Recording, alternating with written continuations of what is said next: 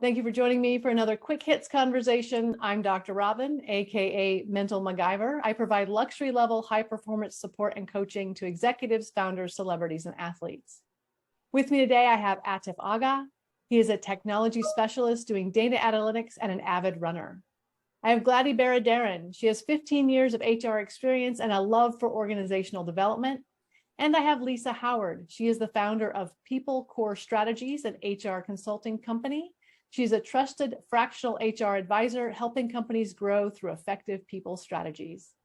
The question I have today, how do you answer the question, how are you, from a friend when fine seems too shallow, but the truth is a rabbit hole? Atif, what do you think? Yeah, I think it's an interesting question. Simple as it might sound, it actually has a lot in the base for it. I used to be bad at it, or people ask me, how are you? I'm like, I'm good. And I would never ask back how they were. Until a friend stopped and said, why do you ask about me? So just going back to how do you know, it's actually have to use the senses, right? You be smart about it. See, is this the right friend? Is the person that's intent? Is this the right time? You know, he's not asking you early in the morning and saying, how are you? And you don't have really time to get further. And you don't want to leave a cliffhanger with people thinking, well, I need to know more as well. So I would answer, based on how well that friend is, what is the right time, and then I would explain it accordingly. And some people don't need to get into more details, and I'm good, I'm fine. Hopefully you're doing well too, and move on. For me, I would actually say in the last few years, I have kind of stopped, or I tried to stop myself asking how are you. Never really liked it when somebody asked me. There's other ways, other questions to ask, depending on the level of friendship and how you know them and the time of the day and of those things. But I can tell you there's so many other questions you can ask someone that how are you is like a last of the list, because a lot of people, they don't like it as much as I don't like it. So for me, it would be let's get out of it and dig into those other questions that the better. Yeah, I would add, it really depends on the context. I think sometimes people use it as a greeting versus really a question. So if I think someone's doing it as, hi, how are you? And it's like, oh, good, how are you? And you kind of move on. But if someone's asking me as a question, and to Atif's point, if I know them well and they're a friend, I probably will be a little bit more forthright. But with that said, I probably would say, let's say things are not great, right? I might say, oh, going okay, hanging in there. And then if they kind of sense the tone that I have, and maybe it's a little less upbeat, they might go, just okay. And then that invites me to share more. And so I tend to, gauge the situation.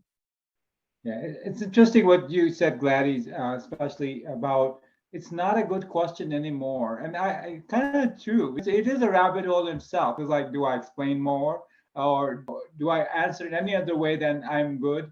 But I was reading somewhere it talks about actually ask more actionable things. How was your weekend? What did you do on the weekend? That's a more open-ended and a more actionable question than saying, how are you? And then what person wondering, how do I really respond to it? I had a terrible week.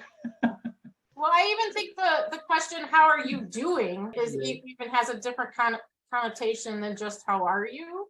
I'm of a belief that you should be honest. Again, not that you have to air all your dirty laundry, but I think for people that care, it shows that they care about you if they're asking and they appreciate you. And when you open it up, you might be a little bit more vulnerable, but vulnerability creates greater trust. And especially if it's a friend, then I think that could be a positive for both of you. I have a really good friend who lives in London, and he talks all the time about how ridiculous it is that here in North America, we use how are you as a greeting. It's not actually a question. And what's interesting to me is he'll ask me, like he'll text me that question, how are you? And my first response is to just say, good, fine, it's great. And this question came up for me because there are times where I may want to give him a fuller answer, but in a text message at that moment, I do not have time.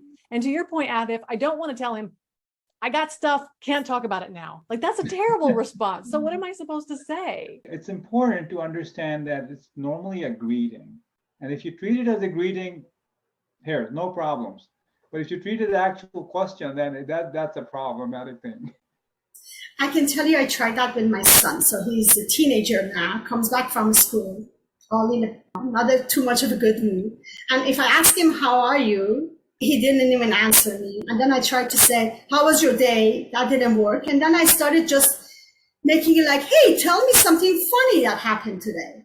Or tell me something that upset you today. So when I went like that, he started talking. I was able to get more answers and open the communication door, because those other questions that were just so passé for him, he's like, why you even ask that? But when I ask like a questions that are more narrow, then he's like kind of open to answering it. And I think that goes back to knowing your audience, right? So when I think about my friends, my family members, my colleagues, it's not that I would be untruthful, but I might go deeper with some more than others, or some that understand what I'm going through already and they know the story, or they know my situation.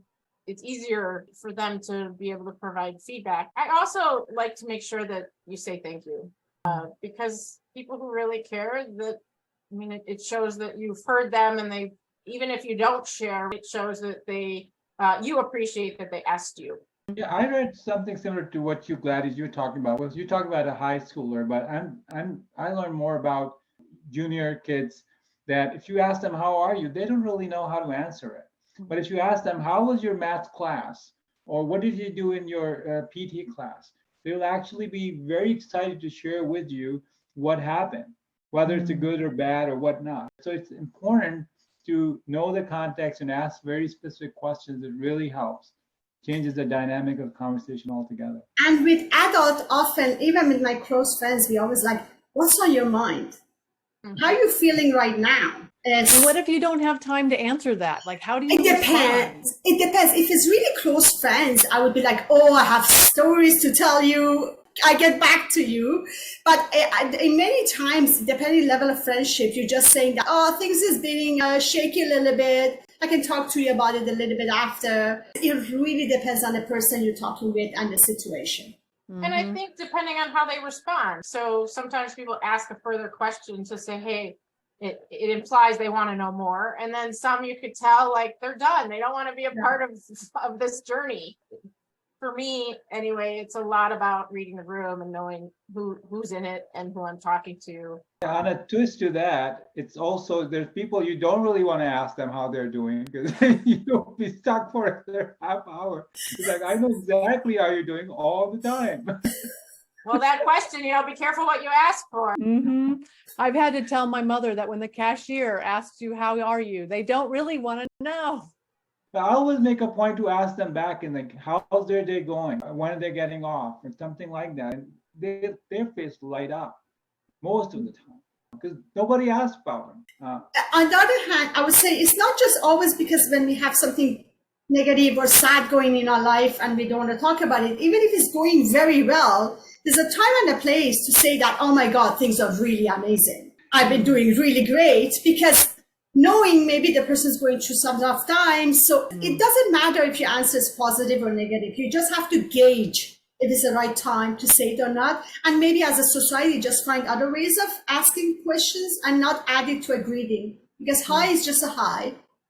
And happy Monday, happy Friday. I've had to teach my clients that if I say, how are you? I mean, how are you? Tell me, don't say fine, because I'll give you a face. So I think what we're saying is that the challenge is, if someone asks, how are you? You first have to determine, A, are they really asking? And then B, how much do you want to tell them? How much time do you have to tell them?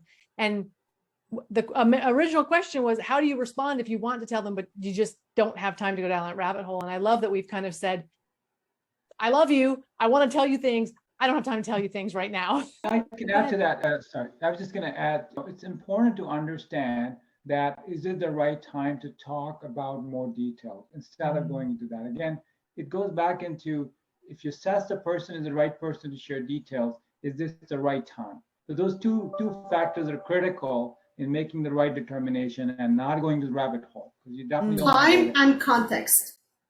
Yep. There you go. Absolutely. Time and context. Absolutely. Appreciate it. Love you all for being here. I'm very thankful to have you as friends who care how I'm doing, and I look forward to speaking to each of you again really soon.